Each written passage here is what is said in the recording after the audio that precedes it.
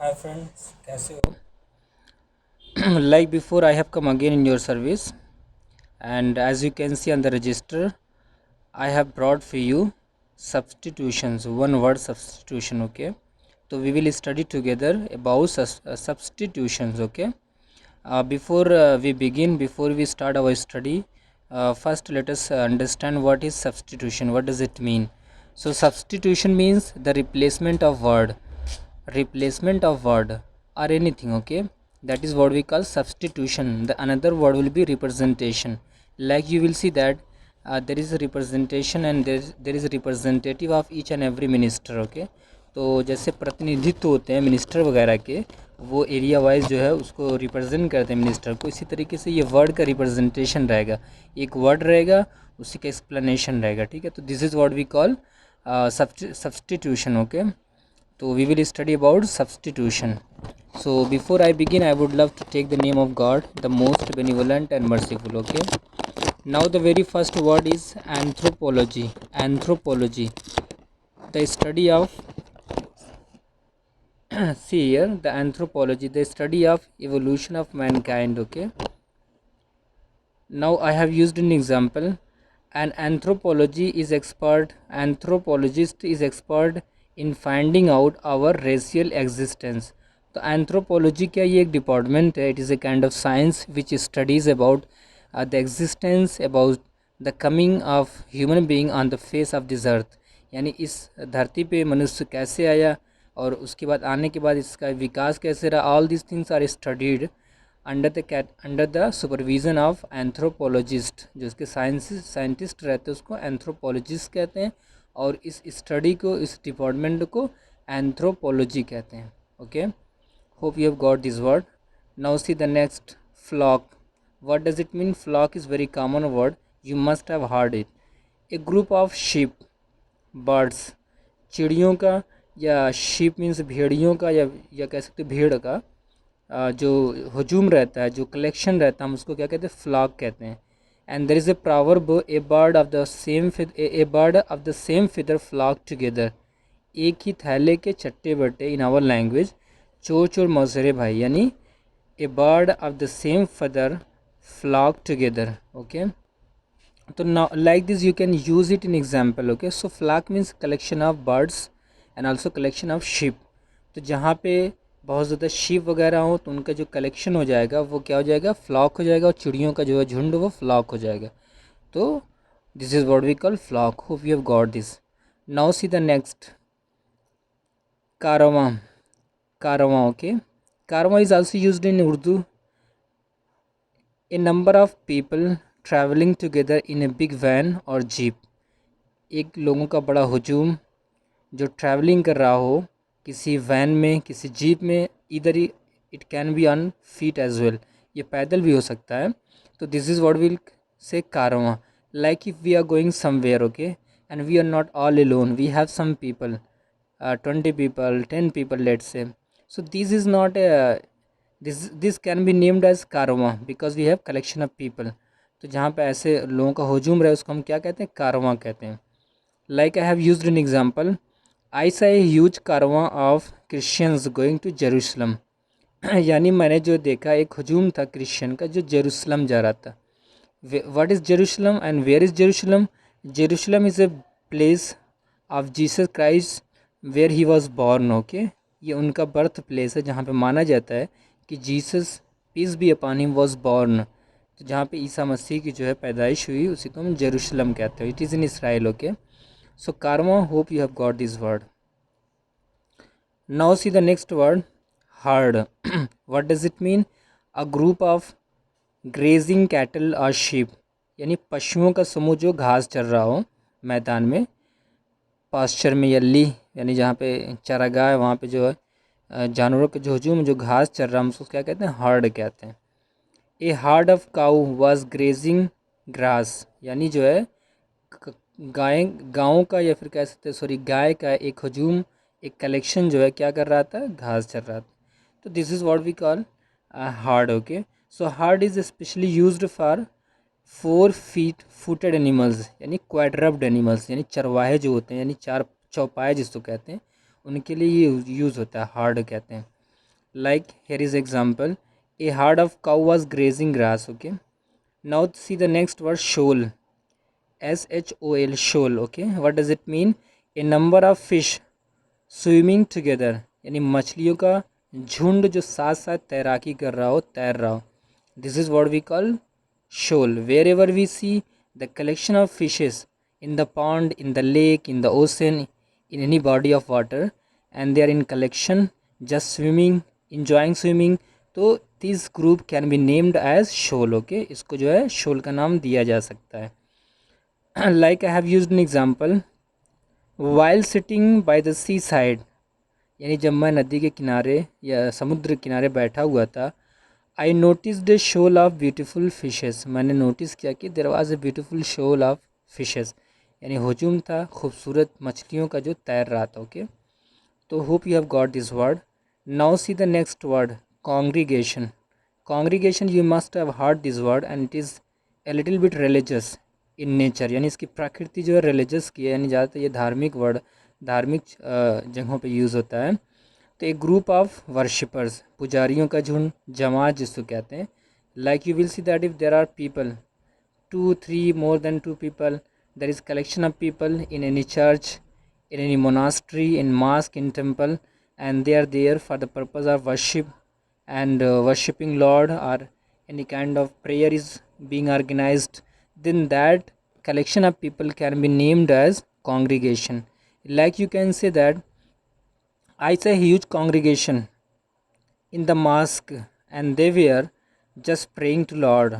So wherever you see the collection of people in temple, in church, in mosque, in monastery, or whatever religion a person believes into, then that group can be called congregation. Okay, like I have used an example, a religious congregation has been convened to pray together for the safety of and integrity of our country. Okay, यानी एक हजूम था जमात का या फिर लोगों का जो बुलाया गया ताकि जो है वो लोग प्रेयर कर सके अपने देश की सलामती के लिए और एकता या कौमी यकजहती, that is called in Urdu the solidarity of our country. Okay, so this is how you can use the word congregation. Okay, now see the next word, optimist. Optimist. Okay, what does it mean? The one who looks at the bright side of everything, यानी जो हमेशा हर चीज़ों में उम्मीद रखता हो कि yes I can do, yes this will happen, don't worry. So if a person has this type of feeling, this type of confidence and level of confidence is known as optimist, यानी आशावादी. Like I have used an example, always have optimistic attitude. Attitude, it is never too late to begin. तो hope you have got this word optimist. तो optimist means आशावादी, यानी जो हमेशा उम्मीदें रखते हो कि yes I can do this, yes this positive thing will happen, need not to worry. तो ऐसे लोगों को हम क्या कहते हैं? ऑप्टिमिस्ट कहते हैं. ठीक है, तो आपने ये वर्ड सीखा. Now see the next word, the exactly opposite of optimist, it is contradictory to optimist, pessimist, निराशावादी. Okay, the one who always looks at the darker side of everything, यानी जो हमेशा यही सोचता है कि I can't to do this and he is always having negative feelings. तो this type of person is known as निराशावादी, है ना, पेसिमिस्ट. तो optimist and pessimist, these two words are frequently used and asked in the exam, so you need to pay special attention to these words so that you can use, you can know its meaning. Okay, so hope you have known the difference. Now see the example, you cannot achieve anything you are pessimist. Definitely if you are pessimist you can't achieve anything. Why? Because to get something you need to have positive thought and attitude. When you don't have positive thought and attitude, then you can't get anything. So pessimist if you are, then don't or never ever expect that you can get anything. तो don't be pessimist, कभी निराशावादी नहीं होना चाहिए. Because it is never too late to begin, कभी देर नहीं होती. We can start any day, any hour, but we have to start positively. Okay, तो this is what we call pessimist, निराशावादी. Hope you have got this word. See the next word, atheist. Atheist, what does it mean? The one who does not believe in the existence of God, जो ईश्वर की के वजूद में, कि अस्तित्व में विश्वास न रखे. उसको उसका मानना ये है कि there is no God, the world is running just as it is, दुनिया ऐसे ही चल रही, but that is impossible. A family cannot be run without a man. Okay, so each and everything needs someone to guide. Like if there is a cell phone, each and every function is present in the cell phone, each and every setting is there, but if there is no user, no operator, can mobile function itself? It is impossible. Like if there is a school, okay, structure of a school, so without the teacher and students, can a school run? No, it cannot run. So this gives us an example that each and everything needs someone to take it, to guide it, and to run it. So how can this big world run itself without someone being there, without some leader being there? So that leader, sorry, so that leader is none but God. Okay, तो उसी को हम ईश्वर कहते हैं. तो ऐसा व्यक्ति जो एथीस्ट हो, वो ईश्वर पे विश्वास नहीं रखता है, उसको हम क्या कहते हैं? एथीस्ट कहते हैं. बेदीन भी कह सकते हो, अधार्मिक भी कह सकते हो. देर इज़ नास्तिक, आस्तिक वर्ड आपने सुना होगा, नास्तिक जिसको कहते हैं. Now I have used an example. He is an atheist, he does not accept the existence of almighty. यानी वो क्या है? एथीस्ट है, वो ईश्वर के वजूद पर विश्वास नहीं रखता है, यानी he says that there is no god. Okay, so such type of people is known as atheist. Now see the next word, cosmopolitan. Cosmopolitan, what does it mean? Someone who regards the world as his country. यानी कोई व्यक्ति जो पूरे संसार को अपना खुद का देश मानता हो, अपना घर मानता हो, तो this type of person is known as cosmopolitan. तो this is good thing. If we think that the world is our family, the world is our home, then there is will be no fight, there will be no boundary, there will be no airport, there will be no barricading. Okay, so there will be no fight as well. So a person who thinks that the world is his own country is known as cosmopolitan. So we need to be cosmopolitan so that the war, the fight between countries and should be stopped. Okay, now see the next word, gluten. What does it mean, gluten? This is very interesting word, you need to know, because sometimes it happens that we have friends who are gluten, who only eats but never ever feeds. So gluten means one who eats a lot, eats as greedily as if food is going to run out. Run out means out of stock. And it happens that we have seen that our friends, or there are boys who are in marriage party. Okay, so they start eating in such a way that if food is going to run out, is going to finish, they are very hurriedly eating. Okay, तो ऐसा होता है कि दोस्त वगैरह या फिर ऐसे लोग रहते हैं, लड़के जो है शादी में इस तरीके से खाते हैं कि जैसे अभी खाना ही ख़त्म हो जाए. तो this type of people is known as glutton. उसको हम क्या कहते हैं? भुक्कड़ जिसको कहते हैं अपनी लैंग्वेज में, बहुत ज़्यादा खाने वाला, इस तरह से खाने वाला कि जैसे भी खाना ख़त्म हो जाएगा. तो hope you have got this word. See the example, we become glutton when we are in marriage party, aren't we? क्या ये सच है कि हम जब शादी में होते हैं तो हम वैसे ही हो जाते हैं? This is true, because there are so many items, there are so many varieties of foods and slices of fruits, so we are confused and we start eating hurriedly so that it may not run out, it may not finish. So we are also gluten, we are not this exception. Okay, hope you have got this. Now see the next word. Okay, polyglot. What does it mean, polyglot? It is also very good word, and the second meaning of this will be multilingual. Anyone who knows more than one language. Okay, someone who speaks more than one language, एक से ज़्यादा भाषा बोलने वाला, द्विभाषी, तीन से ज़्यादा भाषा बोलने वाला, उसको हम क्या कहते हैं? पोलीग्लॉट कहते हैं. We must be polyglot in the era of education and technology. यानी जो ज़माना चल रहा है ये किसका है? शिक्षा का है, टेक्नोलॉजी का है. तो we need to be multilingual और पोलीग्लॉट. हमको ज़रूरत है कि हम द्विभाषी और ज़्यादा से ज़्यादा भाषा सीखें, so that we can interact with foreigners and with other people in their own language, and this is how we can spread the message of humanity and education as well. Now see the next word, narcissist. Narcissist, how do you pronounce narcissist? Okay, a little bit tough to pronounce, but you can pronounce easily. Okay, narcissist, what does it mean? A person who loves himself the most, यानी जिसको selfish कह सकते हो, जो अपने से ज़्यादा प्रेम करे। ओके, तो this is also not good. You can love your self, it is good thing that we need to be self lover, but not to the point where people are neglected. लेकिन इतना भी नहीं कि लोग जो है लोगों को हम उनको जो नज़रअंदाज करें। तो this is not fair. We need to be lover of our self, but not to the point where people should feel hatred towards us that the person is selfish, not to that level. Okay, तो narcissist एक ऐसा शख्स या व्यक्ति जो स्वार्थी हो, मतलबी हो। Okay, now I have used an example, do not be narcissist, it is not good habit. Okay, like you can use my friend is narcissist, he always take care of himself, he never feeds but only want to be fed by us, यानी वो कभी खिलाता नहीं लेकिन चाहता कि हमको खिलाया जाए। ओके, तो ऐसे शख्स को जो है हम क्या कहते हैं, नार्सिसिस्ट, मतलबी, सेल्फिश, खुद गर्ज, what ever you can name. Now see the next word, apostate. Apostate, what does it mean?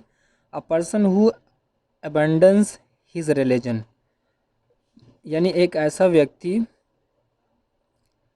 a person who abandons his religion, जो अपने धर्म को त्याग दे, तो उसको हम क्या कहते हैं, एपोस्टेट, यानी कन्वर्ट कहते हैं। You have seen that there are many Muslim who are converted into Christianity, there are many Christian who convert him themselves into Muslim. So this is what we call apostate, यानी एक धर्म से दूसरे धर्म को adopt करना। This process is known as apostate. Okay, तो now I have used an example, he is an apostate, he left his religion. Like people start changing their party as soon as the election is nearing, जैसे जैसे election करीब होता है लोग पार्टियाँ change करना शुरू कर देते हैं according to the situation and atmosphere, यानी सिचुएशन को देख कर कि this party is gonna win, let us go to that party so that we can be made minister और can be given higher post. तो ऐसा देख करके लोग पार्टियाँ चेंज करते रहते हैं। Exactly people are also start changing their religion, वो धर्म भी बदलते रहते हैं। जिनका धर्म कमज़ोर होता है, कुछ ऐसे पॉइंट्स होते हैं जिनको लगता है कि यार this religion is not perfect, let us go to that. तो it is the belief and confidence and creed of people. Okay, so we have freedom of choice, we can do whatever we like, so it is up to us, nobody can blame any person. Okay, so this is what we call apostate, यानी ऐसा व्यक्ति जो एक धर्म को छोड़ के दूसरा धर्म अपनाए, उसको हम apostate कहते हैं। Hope you have got this word. Now see the next word, arbitrator. Arbitrator, okay, what does it mean? A person appointed to settle a dispute between two parties, यानी दो पार्टियाँ, दो लोग या दो पार्टी आपस में झगड़ रहे हैं। ओके, तो जो बीच में समझाने का, कनेक्टिंग का काम करता है, उसको हम क्या कहते हैं, आर्बिट्रेटर का, जिसको हम अपनी भाषा में मझिया कहते हैं। Okay, that is what we call arbitrator. Okay, so we need to be arbitrator. If two people are fighting, two friends are fighting, we need to connect them, not disconnect them. If two lovers are just having fight because of any issue, go and patch them up, उनको जोड़िए, disconnect नहीं करिए। तो इसी को कहते हैं arbitrator, यानी जो कहीं झगड़ा हो रहा है वो दोनों को कनेक्ट करते हैं कि whatever happen forget, let us be friend again. तो इसको हम क्या कहते हैं, आर्बिट्रेटर कहते हैं। Okay, now I have used an example, we must be arbitrator connecting to disconnected people, this is also a worship, ये भी एक पूजा है, ये भी एक एक्ट ऑफ चैरिटी है। If you do this and you are arbitrator, then you are doing good work, so you can be called a good person, philanthropist, altruist. So always be arbitrator. Okay, try to patch up the people, try to connect people. Hope you have got this word. Now see the next word, octogenarian. Octogenarian, as you know, scientific counting, mono, tri, bi, tetra, octa, nova, septa. So these are scientific counting. So octa, wherever you see the word octa, this is referring towards 8. Okay, 8, like octosyllabus and octometer in literature. Okay, so here the word is octogenarian. What does it mean? Someone who is 80 years old, 80 साल, यानी जो 80 साल कोई शख्स, कोई कोई कोई बुज़ुर्ग है, कोई व्यक्ति है, उसको हम क्या कहेंगे, ऑक्टोजेनेरियन कहेंगे। Now it is tough, it is too tough to touch this octogenarian line the way we are living, and this is true. The way we are living this in this age, in this era, is of course tough for us to cross this line. Even it is tough for us to reach 50 years old or to reach 50 or 60. The way we are living, the way we are eating, our living style, our eating style, our sleeping style is not eco-friendly. So how can we expect to be octogenarian? Even it is tough for us to reach 50 years old, to being 50 years old, let alone octogenarian. Okay, तो तरीके से हमारी जीवन शैली है, ये आज की जनरेशन है, तो octogenarian क्या 50 ईयर्स भी क्रॉस करना टफ हो जाएगा. तो we need to be very careful, precautious in our eating, in our sleeping, in our living style, so that we can live a healthy lifestyle. So people who are 80 years old are known as octogenarian. यानी 80 साल के लोग को क्या हम कह सकते हैं, octogenarian. Okay. Now see the next word, humanitarian. Humanitarian, what does it mean? Someone who cares about mankind, मानवता प्रेमी, जिसको कहते हैं मानवता, यानी मानवता प्रेमी या ह्यूमैनिटी को स्प्रेड करने वाला, इसको हम क्या कहते हैं, ह्यूमैनिटेरियन कहते हैं. Okay, we must be humanitarian. हमको क्या होना चाहिए, ह्यूमैनिटेरियन होना चाहिए. We need to follow the ways of humanity because we are the creature of Lord. Okay, so we need not to be divided on the basis of caste and gender. We need to love each other, we need to understand each other, and this is the best worship. Okay, we need to fill this world with love and affection, not to pollute it on the basis of hatred and animosity. This is not good thing. Okay, so we need to be humanitarian. हमको क्या बनना चाहिए, मानवतावादी बनना चाहिए. Okay, hope you have got this word. Now see the next word, florist. Florist, what does it mean? Someone who sells or grows flowers. Okay, our students, our studies writes about flower. यानी florist कई जगह use होता है, यानी जो फूल बेच रहा है उसको भी फ्लोरिस्ट कहा जाता है. जो स्टूडेंट फ्लोरिस्ट हो, यानी जो स्टडी कर रहा हो फ्लावर पे, कि फ्लावर की जो कैटेगरी क्या होती है, हाउ डज इट पोलिनेट और वट एवर. ओके, उसको भी हम क्या कहते हैं, फ्लोरिस्ट कहते हैं. और जो उसके बारे में लिखे, like if someone is writing poetry over flower, तो he can be called florist. तो this word is in majority of the time it is used for the one who sells flower, यानी जो फूल विक्रेता होते हैं उनके लिए ज़्यादा ये वर्ड यूज़ होता है. तो this is word we call florist. Okay, यानी फूल विक्रेता, फूल बेचने वाला, फूल की खेती करने वाला, फूल के विषय में अध्ययन करने वाला. Okay, now see the example. My mom is a florist. She loves growing flower plants at home. मेरी माँ क्या है, प्रेमी है, यानी she has lots of flowers tree at home. Okay, this is how you can use the word. Okay, now see the next word, scapegoat. Scapegoat, what does it mean? Someone who is wrongly blamed for things that others have done. यानी कोई ऐसा शख्स या कोई भी हो जिस पे ब्लेम लगाया गया हो, हालांकि उसने वो काम नहीं किया हो, किसी और ने किया हो, लेकिन ब्लेम उस पर पड़ रहा है, जिसको हम क्या कहते हैं, बलि का बकरा बनाना. बलि का बकरा, यानी you have not done any mistake, someone others have done this, but still you are being blame that you are the one who does this.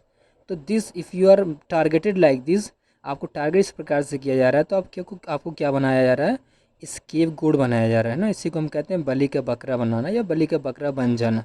Like I have used an example, he did not commit crime. उसने जुर्म वगैरह नहीं किया था, कुछ ऐसा नहीं किया, but he was made scapegoat, लेकिन फिर भी उसको बलि का बकरा बनाया गया. तो hope you have got this word. तो this is how you can use the word scapegoat. Now see the next word, agnostic.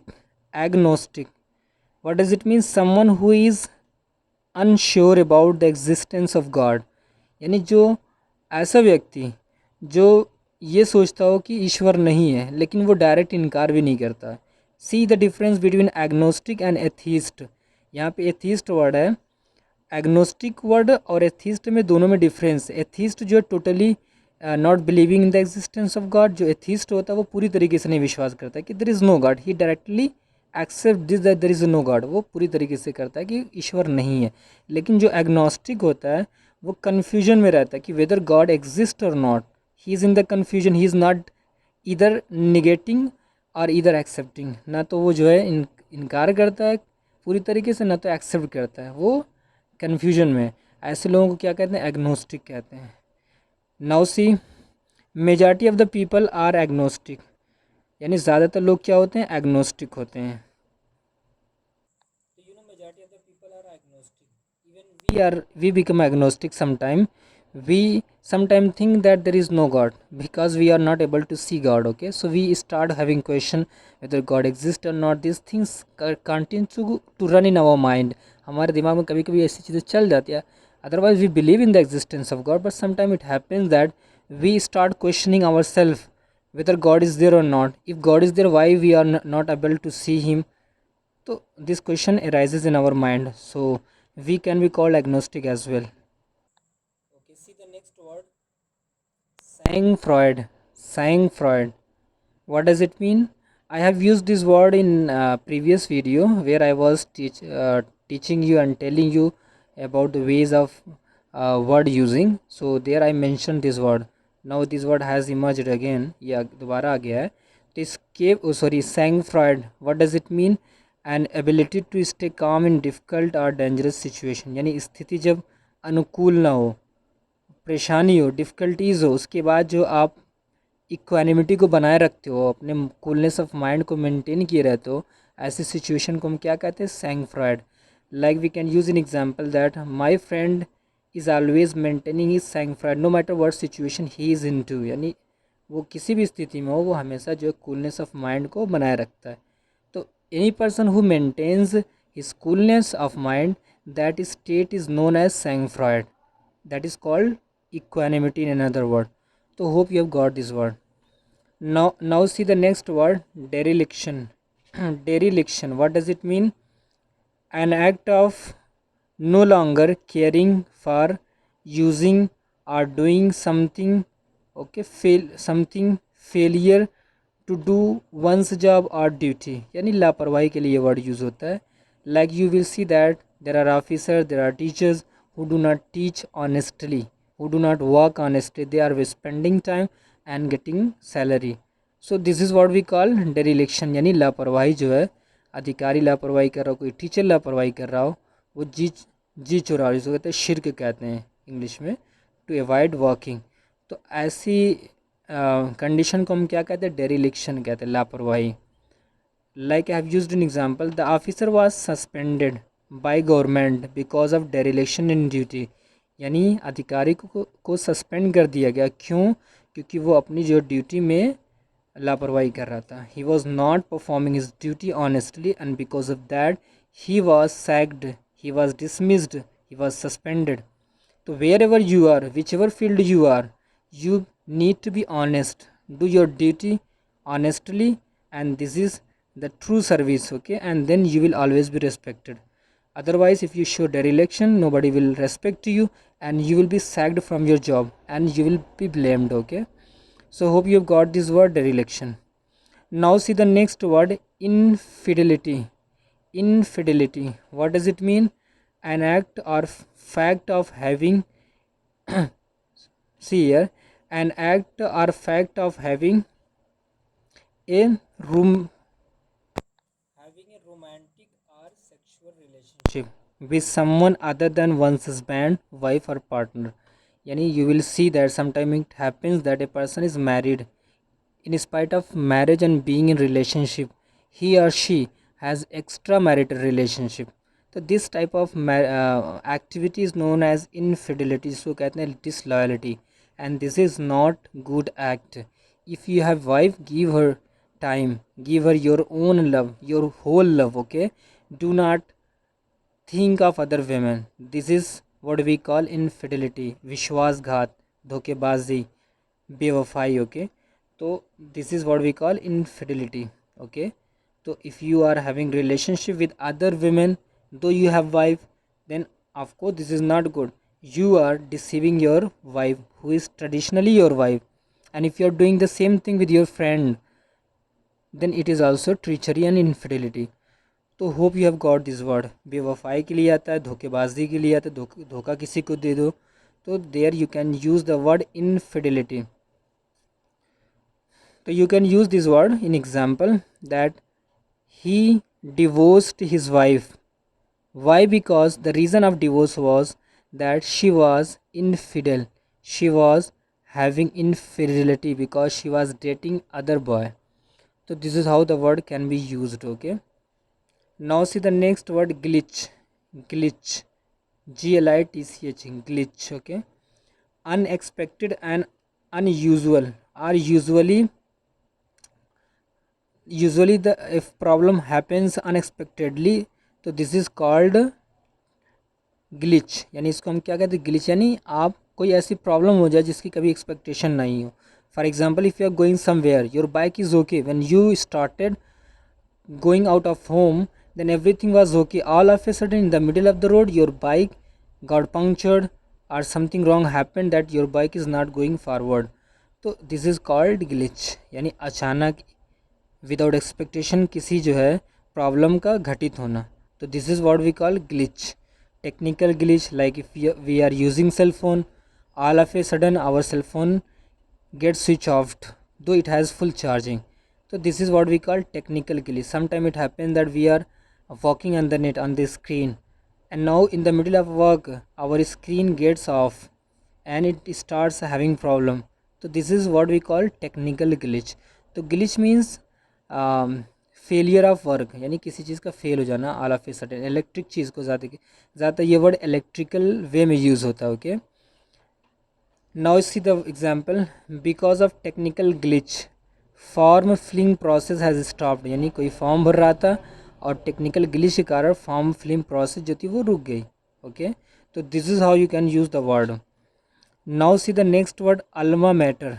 Alma mater, this is quite often used in exam and asked in exam. It is not English word, it is Latin one. What does it mean? University, school or college that one formerly माने previously attended. यानी अगर आपने कोई school attend किया हो, now you are graduated from the school, you are matriculated from that school, you have post graduation, whatever degree you have collected from that particular school, you will be called alma mater of that. The school will be called alma mater. यानी अगर मैंने किसी school से degree हासिल की है तो मेरा स्कूल क्या होगा, अल्मा मैटर होगा. Hope you have got this word. If you have got education from JNU, from AMU, from BHU, now the school will be your alma mater because you were a student of that particular university somewhere, sometime. Okay. So this is how you can use the word alma mater. Okay. Hope you have got this word.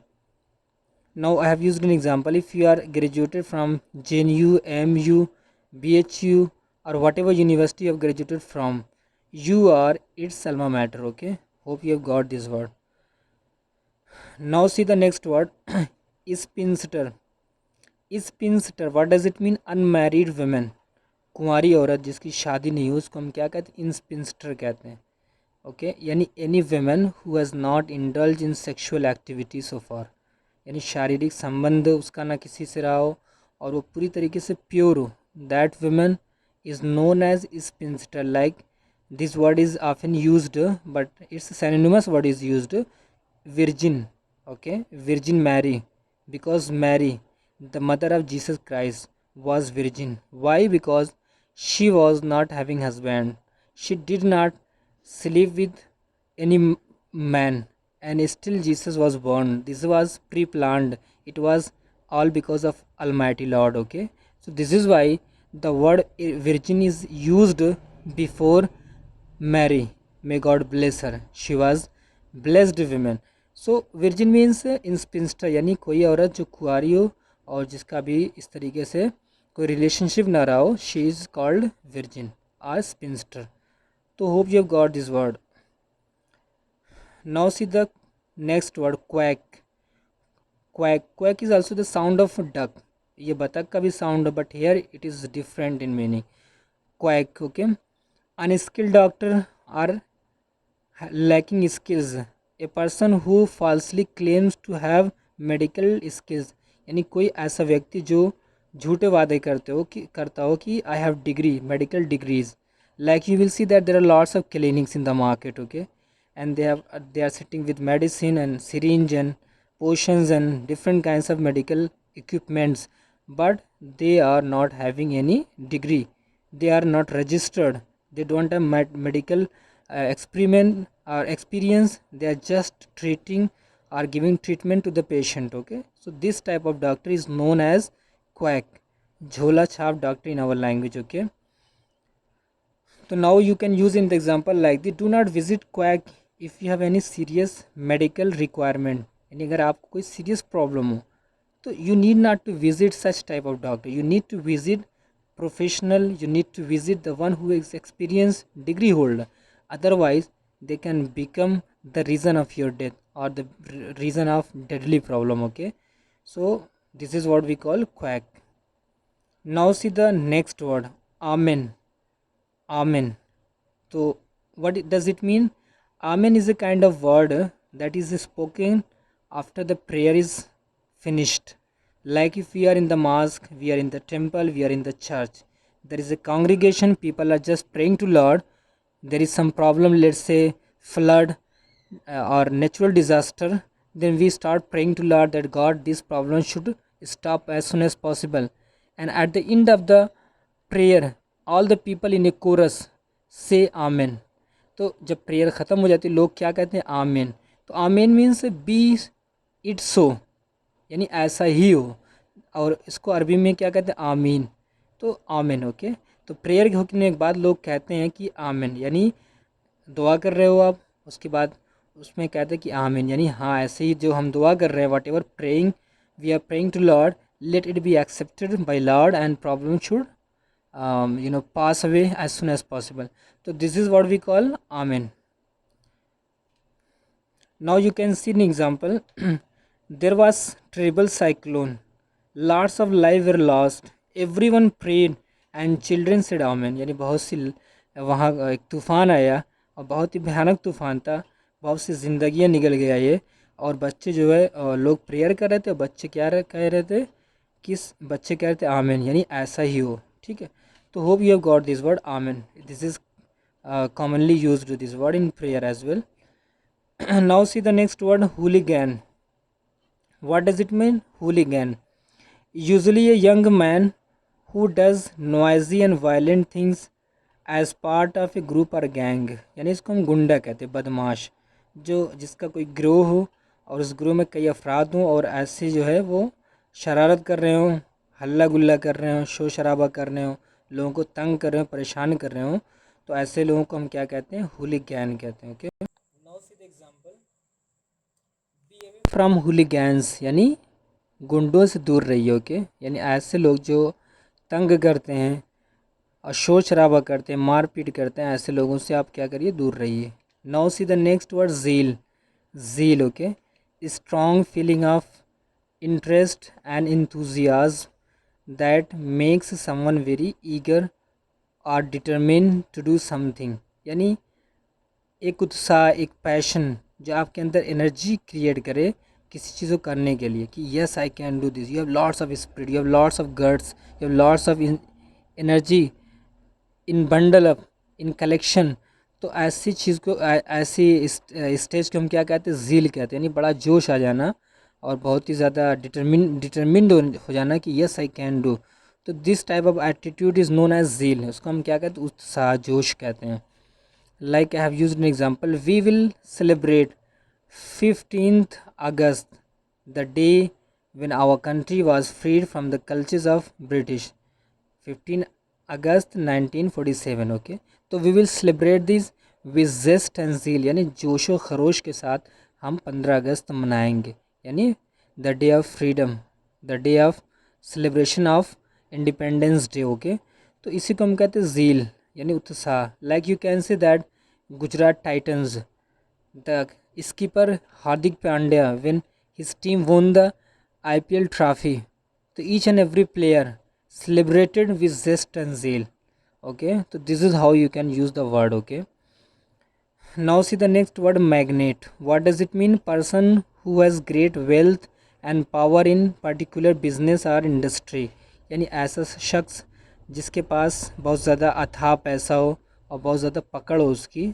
Like you can take the example of Ambani and Adani and as well as Ratan Tata, who are worldly famed, renowned industrialist, and the second word will be tycoon, यानी शक्तिशाली व्यापारी या कारोबारी. Okay, तो now here is example. Ratan Tata, okay, is well renowned Indian magnate. तो magnate word उन्हीं के लिए यूज़ होता है.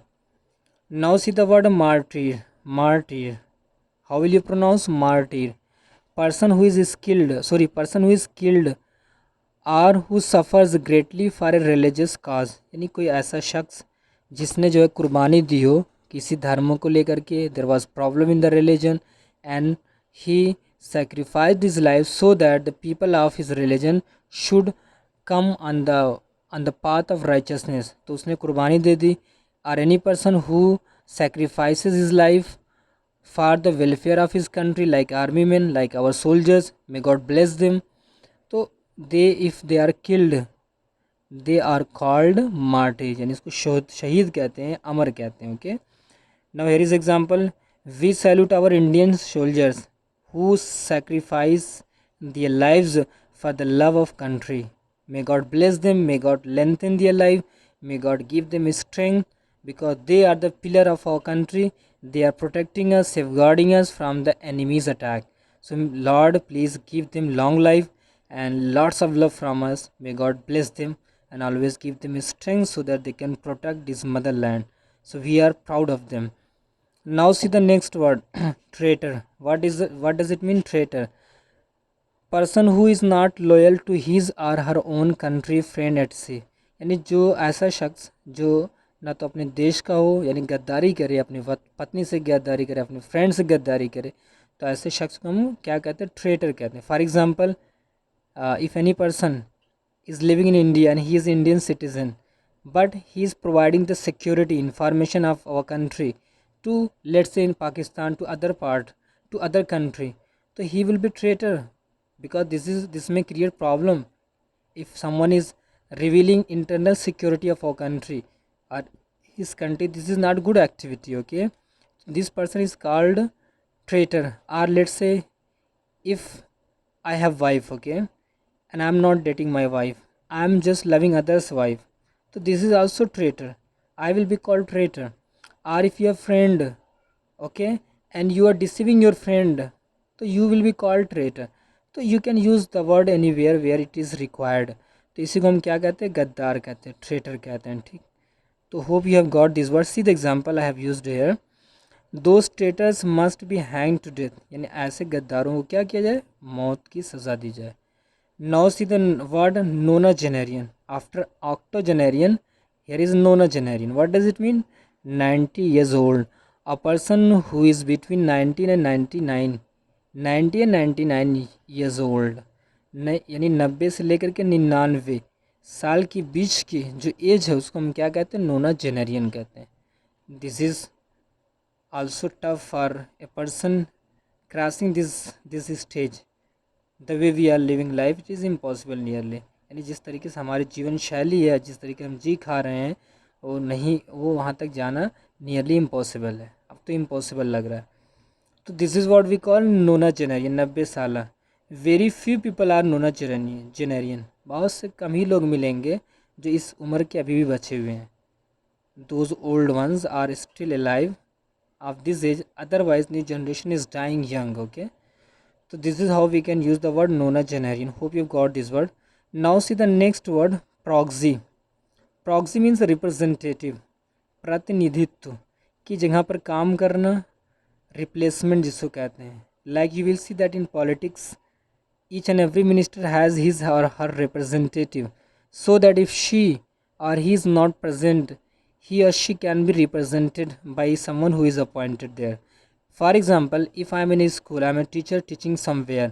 Because of some problem, I am not present there. So I will talk to my colleague that, my dear, I am not present today because of some certain issues at home. So please take my class on behalf of me. So if that person is taking class on behalf of me, he will be called representative proxy.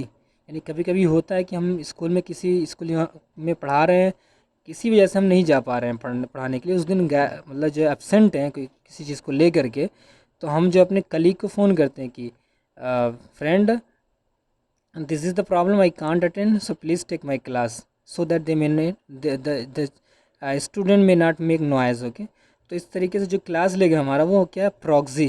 या कभी कभी principal जो proxy लगाता है, कोई teacher नहीं तो कहता कि आप सर वो वाला क्लास देख लो, जबकि वो क्लास हमारा नहीं होता है, हमारी ड्यूटी वहाँ नहीं होती है, लेकिन टीचर की एब्सेंस में तो हमको क्लास दिया जाता है, तो इसी को हम प्रॉक्सी कहते हैं, यानी रिप्रेजेंट करना, किसी की जगह पे काम करना। Hope you have got this word. Now see the word example. Person who is given the power or authority to do something such as vote for someone else. Okay, so this is what we call proxy. Now see the next word, excursion. It is also interesting word, and this word is quite used in this summer vacation. Short trip specially for pleasure, यानी खुशी के लिए, मस्ती के लिए, तफरी के लिए, पिकनिक के लिए जो हम टूर पे जाते हैं, एक शॉर्ट ट्रिप पे जाते हैं, this is what we call excursion. Now I have used an example. In this summer vacation people often visit tourist places for excursion, and this is quite true that this coaching is there, the mercury is going up, so we have lots of problem, so we must go to some natural site along with our family so that we can enjoy the nature, the scenery, the beauty, because school is off and it is quite a season of excursion। तो इसी को हम excursion कहते हैं, तफरी, मस्ती करना, entertainment करना और short trip करना। Hope you have got this word। Now see the next word, exodus। exodus exodus Okay, what does it mean? Situation in which many people leave a place at the same time, यानी एक ही बार में बहुत से लोगों का एक स्थान से दूसरे स्थान पर जाना, प्रस्थान कर जाना। For example, if in India something wrong happens, so majority of the people will leave this country for another, for safety, for their life. So this mass, this collection of people who are living will be known as exodus. Okay, this is how we can use the word exodus। Now see the example, a huge exodus took place in Ukraine, numberless people have left country as both Russia and Ukraine are locked up in a war। Okay, जैसा कि आप देख रहे हैं कि Russia और Ukraine में, I think today is the 100th day, यानी 100वां दिन है आज, since they are fighting together. तो इसकी वजह से बहुत से लोगों ने जो है यूक्रेन छोड़ दिया। Why? Because people are just seeking safety and life, that matters a lot. तो जो भारी संख्या में एक स्थान से दूसरे स्थान पे जो हिजरत कर जाते हैं, छोड़ के चले जाते हैं किसी बाढ़ की वजह से, किसी नेचुरल डिज़ास्टर की वजह से, तो this large of group that leave the one place to settle another is known as exodus. इसको हम क्या कहते हैं? एक्सोडस कहते हैं। ठीक है, hope you have got this word. Now see the next word, respite. Respite, what does it mean?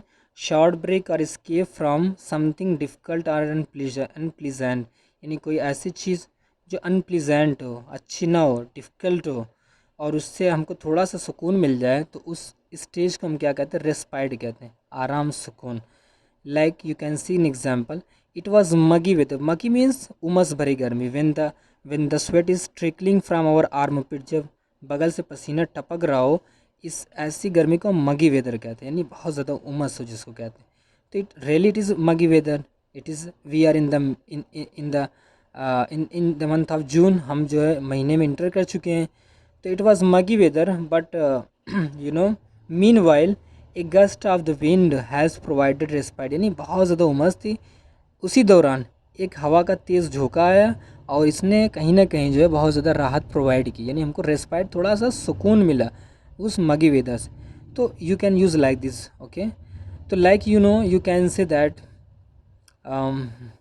I was in pain, there was no one around, but all of a sudden a person unknown came to me and he gave me a glass of water, and that glass of water provided me respite, a temporary relief. So this is how we can use the word, okay, respite। Now see the word agony।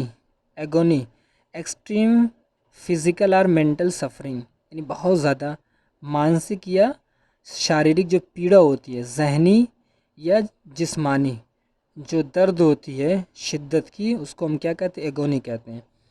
Like you can use the word after the passing away of her mother, she is in deep agony, यानी उसकी माँ के जो है देहांत के पश्चात क्या है, वो तब से जो है वो एगोनी में यानी मेंटल प्रॉब्लम में है. She is unable to bear the death of his mother, of her mother. Okay, so this is how we can use the word agony. Okay. Now see the next word, amnesia. Amnesia, what does it mean? Partial or total loss of memory. चाहे वो partial हो या पूरी तरीके से memory का जो है या याददाश्त का ख़त्म हो जाना, इसको हम क्या कहते हैं? एमनेसिया कहते हैं. The loss of memory partially और totally.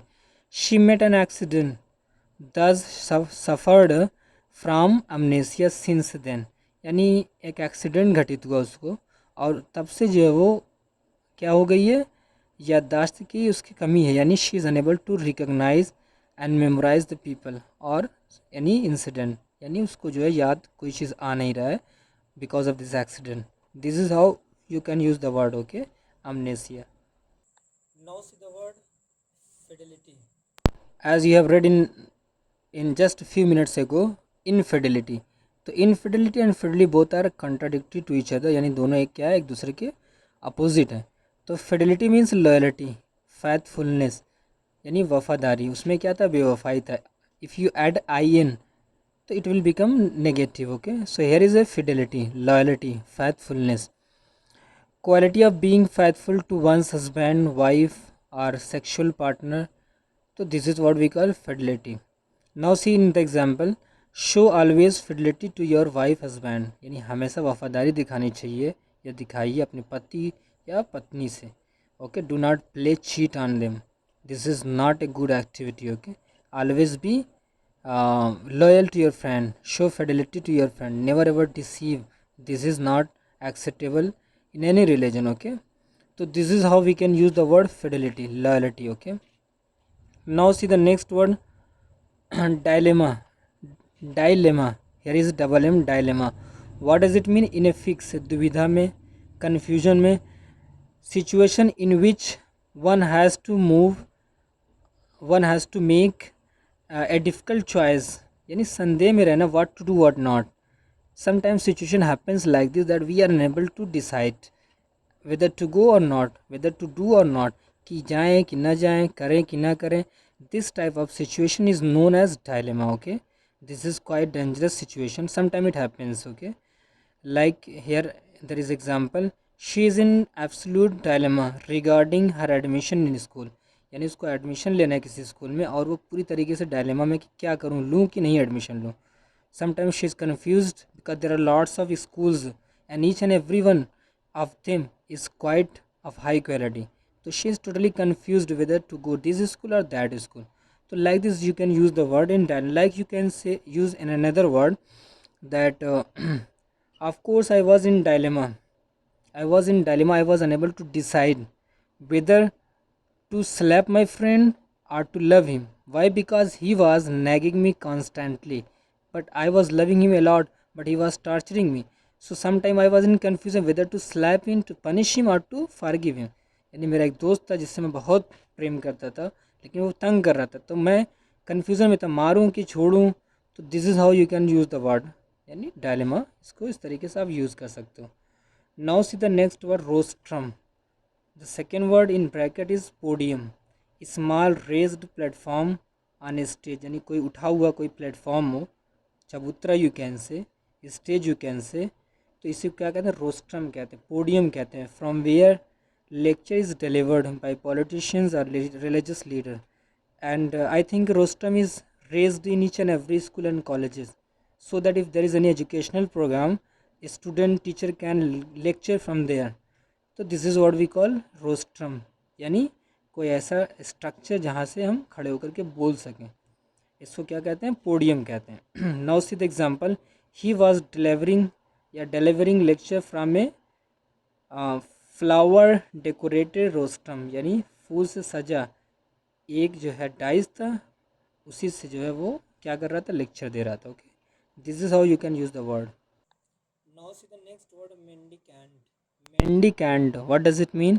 Someone such as member of a religious group who lives by asking people for money or food. कुछ ऐसे अफराद होते हैं जो हो सकता है किसी रिलीजन से कनेक्ट हों तो उनकी जो कंडीशन होती है बहुत ही ज़्यादा पुअर होती है, वो एक्सट्रीम पॉवर्टी में जी रहे होते हैं।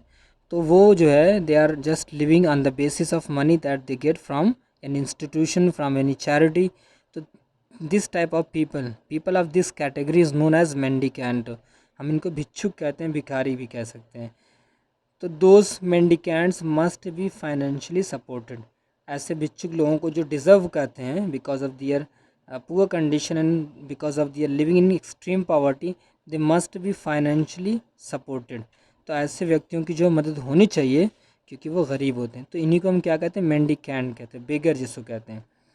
Now see the next word, kernel. Kernel, okay, what does it mean? Central part of fruit, यानी जो फल का केंद्रीय भाग होता है, जिसको हम अपनी भाषा में गूदा भी कहते हैं, जो फ्लैशी पार्ट होता है। स्किन होती है, उसके बीच में जो गूदा रहता है जिसको हम खाते हैं उसको केर्नेल कहते हैं। Like here I have used an example, skin the fruit and relish it's sweet juicy kernel. Skin is verb and noun as well. Skin means the layer of our body, the layer of any fruit. तो जो layer होती है, जो film होती है, जिसको हम कहते हैं कोटिंग, उसको हम क्या कहते हैं, स्किन कहते हैं। और स्किन वर्ब भी है, यानी skin means to remove the layer, यानी खाल निकालना और छीलना, जिसको अपनी भाषा में कहते हैं। तो हेयर एग्जांपल कि फल को छीलो और उसके बीच का जो पार्ट है जो बहुत ही जूसी, उसको रेलिश करो, इन्जॉय करो। तो kernel means the central part of the fruit, okay. तो this is what we call kernel. Now see the next word, mercenary. Mercenary, what does it mean? It is opposite to volunteer. Volunteer, you know, a person who works on his own will. Like, you know, if you are working in any temple, just taking care of the temple, cleansing the temple, managing each and everything regarding the temple, and you are not accepting money, a single coin. Why? Because it is your will and you think it to be the act of charity, act of worship, and that's why you are not taking any kind of money. You are just doing on your own will. So this is what we call volunteer. Okay, यानी अपनी इच्छानुसार कहीं काम करना अपनी रजामंदी से।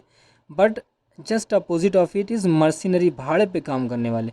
खिलाड़ी भी हो सकते हैं, कोई सोल्जर भी हो सकते हैं। Like you can see the example, the cricket event IPL, which is the biggest event in cricketing field, that is IPL, that is conducted in our country each year, okay, that is IPL. तो you will see that each year there is auction program, यानी बोली लगती है, and each player is auctioned, her player की बोली लगती है।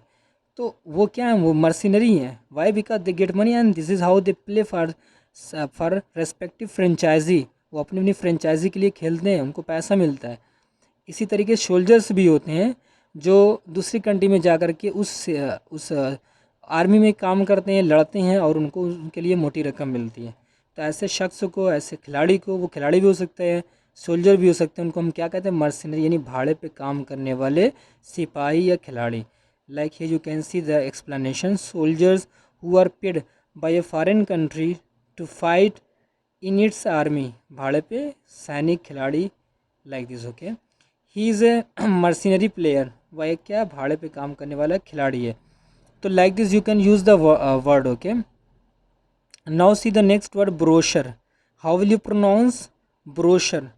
Not brochure, brochure, it is brochure, okay. See the spelling, BROCHUR. Brochure means booklet, छोटी सी जो पुस्तिका होती है, कंटेनिंग सम स्मॉल बुक और magazine containing pictures and information about a product or a service. Like if you go to the school, okay, for the admission of your daughter, for your ward, so you are provided with a brochure and it contains all the pieces of information regarding school activities, teaching style and so on so fourth. इस तरीके से वहाँ पे पूरी चीज़ों का mention हुआ होता है, यानी हर चीज़ें डिटेल में बताई होती हैं कि this is and this okay. This is what we call brochure, यानी छोटी सी पुस्तिका, उसमें कुछ विवरण दिया हो किसी की चीज़ के बारे में, इसको हम क्या कहते हैं, ब्रोशर कहते हैं, ठीक है। Hope you got this word. Now see the example, read the brochure, it contains health related information, यानी ये स्वास्थ्य संबंधी कुछ इन्फॉर्मेशन इसमें है, इसको पढ़िए। तो this word used can be used like this, okay. Now see the next word, magnum opus. This is a literary word, magnum opus. This is not English, it is French word. Masterpiece, famous work, महान साहित्यिक कार्य। Okay, like prelude is magnum opus of romantic poet Wordsworth. Wordsworth ने एक poetry लिखी जिसका नाम prelude है, और वो बहुत ही महान काम है, यानी बहुत ही बड़ा, बहुत ही famed, widely famed work, literary work of Wordsworth the romantic poet. तो जो कोई बढ़िया काम होता है, कोई फेमस काम होता है, बड़ा काम होता है लिटरेरी फील्ड में, उसी को हम क्या कहते हैं, मैग्नम ओपस या मास्टरपीस, मास्टरपीस कहते हैं। Like in movie blockbuster, okay, any movie is hit, super hit. So in the same way in literature, magnum opus. Okay, hope you have got this word. Now see the word lynch. What does it mean, lynch? Killing a person or animal by squeezing throat, यानी गला रेत करके, घोंट करके किसी को मारना, जानवर को। Like you know, mob lynching is very common in our country. It is quite prevalent, and it is because of social media that people are being lynched. लोगों को जो है गलत तरीके से मारा जा रहा है, इलीगली मारा जा रहा है। लोग थोड़ा सा इन्फॉर्मेशन सोशल मीडिया से पाते हैं कि someone is stealing boy, someone is doing this, दो ही इज़ नॉट डूइंग, तो he is just mob lynched, उसको भीड़ जो है मार देती है। हालांकि ज़्यादातर केसेस प्रूव हुए हैं कि रॉन्ग, यानी ऐसा नहीं था, ये अफवाह थी, लेकिन लोगों ने जो है झुंड बना करके बहुत से ऐसे लोगों को कत्ल किया, तो इसी को कहते हैं मॉब लिंचिंग। तो लिंचिंग मीन्स होता है गला घोट करके मार डालना। Now see the example, mob lynching is prevalent this days. इन दिनों जो है मॉब लिंचिंग क्या है, ये पूरा शबाब पे, पूरा पीक पे, चोटी पे, यानी happening. Now see the next word, discord. What does it mean, discord? Lack of agreement between people, ideas etc, यानी दो के बीच में, कई लोगों के बीच में किसी विचार को लेकर के आपस में सहमति ना होना, यानी एक दूसरे का जो है जो सिस्टम है, दूसरे की बात टैली नहीं करना। उस he is saying something, you are saying something else, you both are not agree on any point, this is what we call discord. There is great discord between what he says and what his brother says, यानी उसका भाई जो कहता है और वो जो कहता है, दोनों में काफ़ी जो है डिफरेंस है, यानी दोनों टैली नहीं कर रहे हैं, डिस्कॉर्ड है, मतभेद है या असहमति है। Like this you can use the word. Okay, now see the next word, blood shed. Blood shed, what does it mean? Killing or wounding of people, typically on a large scale during a conflict, यानी कोई conflict हो, कोई झड़प हो, कोई झगड़ा हो, और उसमें बहुत ज़्यादा मात्रा में लोगों का खून बहाना, मार काट करना, इसको कहते हैं ब्लड शेड, यानी खून खराबा जिसको कहते हैं। There is bloodshed as communal riot have taken place, यानी सांप्रदायिक दंगे हुए बहुत सी जगहों पर, और उसकी वजह से बहुत ज़्यादा खून खराबे हुए। तो this is not good thing, we should not make bloodshed, we should not indulge in this kind of activity, we should love with love and affection, and this is what our Ram says, our prophet says, and this is what our constitution teaches us. So we need to be loving, caring, sharing, because each and every person is Indian. We need not to divide people on the basis of caste and gender, this is quite wrong thing. We should spread humanity, okay, so not create bloodshed. So you have got this word. Now see the next word, ubiquitous. How will you pronounce ubiquitous? In bracket I have used another word, omnipresent. Okay, seeming to be seen everywhere, कोई चीज़ जो हर जगह दिखाई दे। Like you can use in example, in this summer vacation, ice cream vendor is ubiquitous. You can see ice cream vendor everywhere in the street. Okay, you can see the ice cream seller everywhere in the street. Why? Because this is holidaying, this is summer vacation, school is off, children are just at home, they're playing in the street, and that's why the ice cream sellers are running from one street to another selling his ice creams. So he is nearly omnipresent, can be present at a time everywhere. Ubiquitous, this is what we can call ubiquitous, यानी हर जगह मौजूद रहने वाला। तो ice cream seller is ubiquitous, you can use like this. And now see the next word, homosexual. Homosexual, what does it mean? Sexually attracted to people of the same sex, यानी एक ही लिंग के, यानी जिसे समलैंगिक कहते हैं, हम जिनसी। तो this is quite common thing, and this is unnatural ways of making love and lust, okay, because this is not natural way. Even this type of things are practiced in European country. Homosexuality is allowed, permitted and constitutionalized in another country, but in our India it is not constitutionalized, it is illegal, because we are living in a cultured area, in a cultured country. So homosexual activities means if the same gender is performing sex together, so is known as homosexual. So this is wrong thing, this is not natural, so we must avoid this kind of practice. So homosexuality is not natural, it must not be practiced, okay. So this is what we call homosexual. Now see the next word, toddler. Toddler, double D here. Toddler means young child who is just learning to walk, यानी एक छोटा सा बच्चा जो अभी सीख रहा हो, यानी जिसको कहते हैं बकैया चलना, यानी sometime he is walking, he falls, he rise up again, he falls, he continues walking. तो this is how he learns how to walk, यानी गिरता है, उठता है, चलना शुरू कर देता है. तो इसको हम क्या कहते हैं, टोडलर कहते हैं. आई लव दीज टोडलर्स, यानी ये बच्चे जो गिर के चलना सीखते हैं, हम इनसे प्रेम करते हैं, यानी they are giving us a kind of exam, a kind of teaching and inspiration that in life we need not to stop, we need to continue no matter what situation we are into.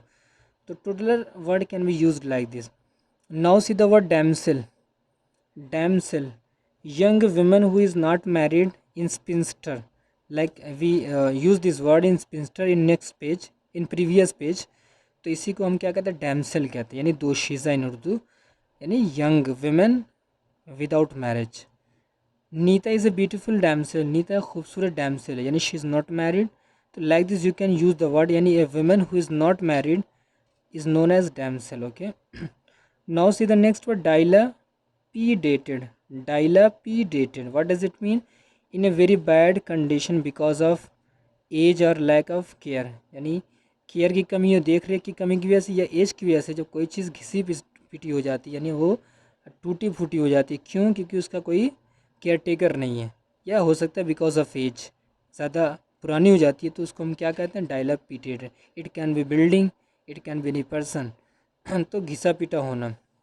Like you can use an example, your house is dilapidated, get it constructed, यानी आपका घर जो बहुत ज़्यादा घिसा पिटा, यानी गिर चुका है, टूट चुका है, आप इसको फिर से बनवा लीजिए. तो like this you can use dilapidated, okay. Now see the next word, invincible. Invincible, INVINCIBLE, invincible. Impossible to defeat or overcome, यानी कोई भी चीज़, कोई शख्स हो, कोई टीम हो जिसको हराना नियरली इम्पॉसिबल हो, यानी वो हारे नहीं, जो कहते हैं अपराध, यानी हमेशा जीत उसकी हो. Like you can use an example, once Australian cricket team use to be invincible. एक समय था जब ऑस्ट्रेलिया की टीम कभी क्या हुआ करती थी, इनविंसिबल, यानी no team was able to defeat Australia team, but now it is not the case. Now our country, our India is very strong. So before this Australia was very strong, it was nearly invincible, but now the things have changed and now our country India, our Indian team is very strong, okay. तो इस तरीके से आप use कर सकते हो. Now see the next word, brothel. Brothel, what does it mean? House where men visit prostitutes, यानी वैश्यालय जहाँ होते हैं, यानी a place, a home where sex workers live, यानी जो सेक्स वर्कर्स होती हैं वहाँ रहते हैं, उसको क्या कहते हैं, ब्रॉथल, वैश्यालय कहते हैं. There are many brothels been run in our country illegally, बहुत से ब्रॉथल हैं जो हमारे देश में चलाए जा रहे हैं, okay. Now see the next word, hospitality. Hospitality, you know the word hospital. Hospital is a building where patient are treated, okay. So they are under the treatment of nurse, doctors, and this is how they get recover from disease, okay. So from that word it has been derived hospitality. Generous and friendly, यानी treatment of visitors and guests, यानी मेहमान नवाजी करना, खिदमत करना, इसी को कहते हैं हम hospitality. Now see an example, I love the way he showed us hospitality. Sorry, I'm a little bit stammering right now because unit is scorching heat, as well as I'm a little bit tired, and that's why my sound may not be very clear to you, but I'm really sorry. But hope you are enjoying this lecture. This is a little bit longer, but it will give you lots of confidence and boosting. Okay, now see the final word, coalition. It is a little bit political in nature. Coalition, governments formed by two or more political parties working together. यानी government जो दो पार्टियों से मिल करके बनी हो और वो आपस में जो है गवर्नमेंट चला रहे हो, उनको क्या कहते हैं, कोलिशन कहते हैं, यानी गठबंधन. BJP is in coalition with SP party, यानी एसपी पार्टी से जो है बीजेपी गठबंधन में. I have used an example, though BJP is not in coalition with SP, but I have just given in example. Okay, तो coalition means गठबंधन होता है.